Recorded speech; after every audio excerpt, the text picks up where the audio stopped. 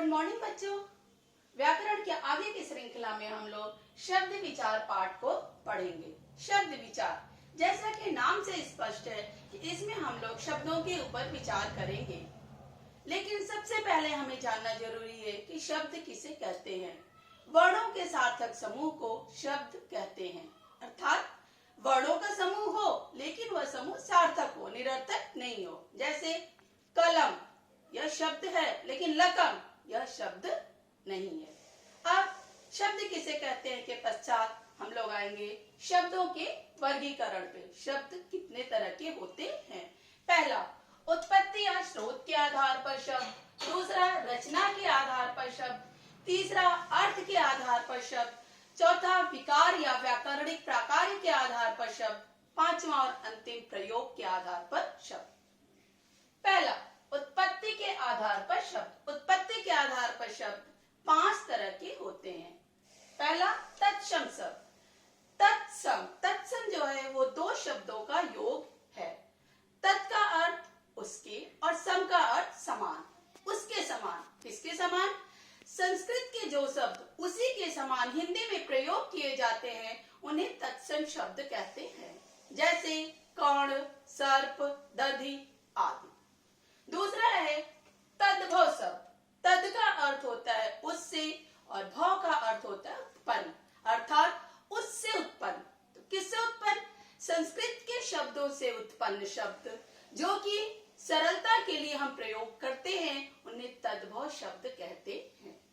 जैसे कर्ण से कान, दधि से दही, सर्प से सांप आदि। तीसरा है देशज शब्द। देश का अर्थ पूरा देश और ज का अर्थ होता है जन्म लेना, अर्थात पूरे देश के ग्रामीण अंचलों से जो शब्द आकर हिंदी में समाविष्ट हो गए वे देशज शब्द कहलाते हैं।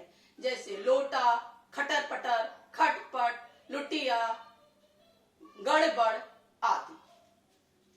चौथा है विदेशज शब्द। विदेशज भी 2 शब्दों का योग से बना है।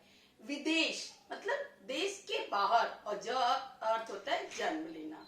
मतलब जो शब्द विदेशों से आकर हिंदी भाषा में अपना ऐसे स्थान बना लिए जिन्हें पढ़ने, लिखने, सुनने में हमें बिल्कुल भी नहीं लगता कि ये शब्द हिंदी के नहीं होकर किसी अन्य भाषा के हैं, उन्हें विदेशज शब्द कहा जाता है।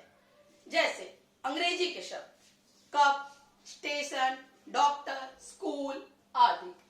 पुर्तगाली के शब्द प्याला, पादरी।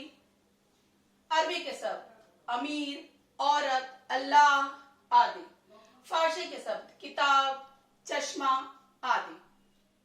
तुर्की के शब्द कैंची, चाकू, चम्मच आदि। फ्रांसीसी के शब्द कर्फ्यू, कार्टून, इंजीनियर आदि। चीनी के शब्द चाय, लीची, तूफान, पटाखा आदि। अब अंतिम है संकर शब्द। संकर, बच्चों आप ये ध्यान देंगे, संकर है शंकर नहीं। संकर का अर्थ होता है मेल, अर्थात जब 2 भाषाओं के मेल से एक नया शब्द बनता है उसे संकर शब्द कहा जाता है।